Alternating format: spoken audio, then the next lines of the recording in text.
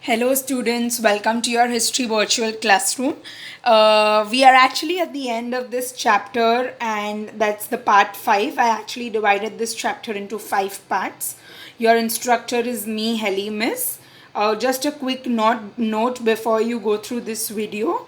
Others can use this presentation as a source of information. So, a quick recap, we've covered 4 objectives until now that briefly divided this chapter into equal parts. And today we're going to cover objective 5, which is that we will be able to understand the role of museums and FTII, which is the Film and Television Institute of India, which is in Pune. And we'll actually understand how are these also sources of history. And at the end of this video, you'll have an exercise to solve, so you'll also be writing that down. Understand को हम बोलते हैं हम समझेंगे और list को लिखेंगे. So this is this wonderful museum set up by the RBI in Pune, which includes coins and notes from the time RBI started printing them. So if you are a person who's really interested to know about the history of our notes, coins, and the monetary department, then you may visit this museum and you will get first-hand information. Again, this museum has been set up by RBI, so there's no chance that information would be edited.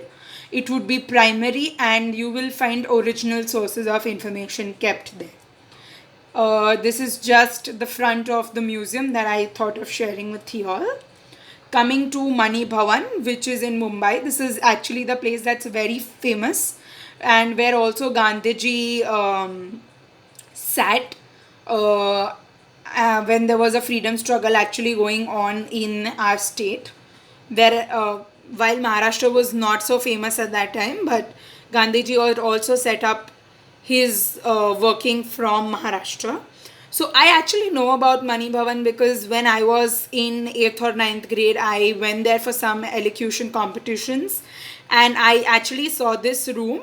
We are not allowed to go inside, but there is a glass window through which you can see these wheels on which Gandhiji would weave his clothes. We all know that he did not wear the clothes that were manufactured by the British, but he wore khadi clothes.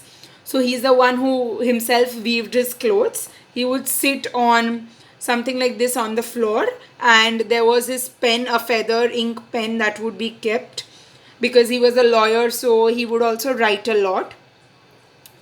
So yeah, that's it about this museum. It's actually still preserved as an historical heritage site and you cannot enter this place.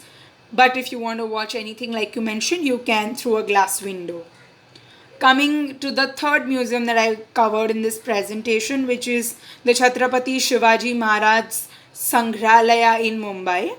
If you can see, there are so many dishes, vases, pots that are kept from that period and are still preserved in this glass box kind of shells. So you cannot touch them, but you can view them or maybe you can click pictures. So if you're really interested in knowing about the history of Shivaji Maharaj and what kind of luxuries did he have, you can actually go and visit this place. This is again another picture from the same museum. The fourth one is the Wax Museum. If you can see, these two are not original personalities, but they have been recreated from wax. First is the very famous Amitabh Bachchan and second is Swami Vivekananda. Both were very famous and are still very famous in India.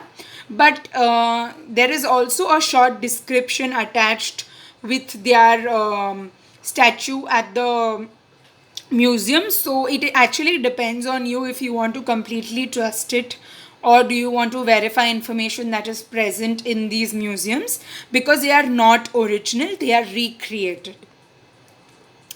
So I just have a quick question for y'all that among the slides that I showed y'all right now, do you think all of them are reliable?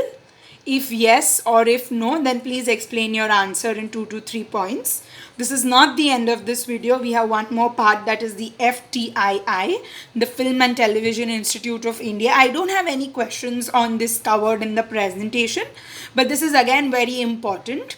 If you see these photos, these are some of the very famous personalities who actually took up courses at this institute in Pune. It was established in 1960. So earlier, like if you see now, that film actors and film directors can start acting without actually undergoing a training, but earlier it was compulsory to undergo an training.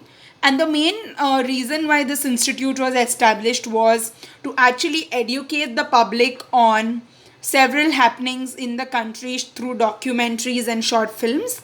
So earlier there was no National Geography or a proper news platform to share news with people through digital media. So in this case, short films and documentaries were shot by the FTII, and people enjoyed actually watching them. It's when these actors actually started acting in these documentaries and short films and finally made it to Bollywood. And that's about the history of FTII. It still continues, and it still has courses on films and acting in Pune. So yes, students, this is the end of this video. Thank you so much for watching. I hope you solve this question that you have as an exercise before you move on to the next video. Thank you so much.